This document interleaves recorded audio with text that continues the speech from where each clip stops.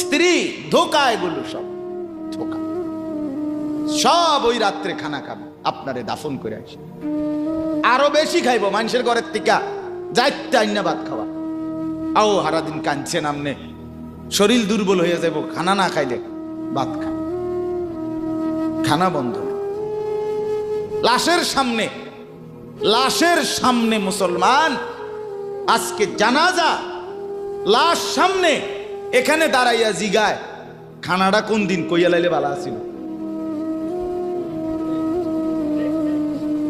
কি আহা আহা, মানুষ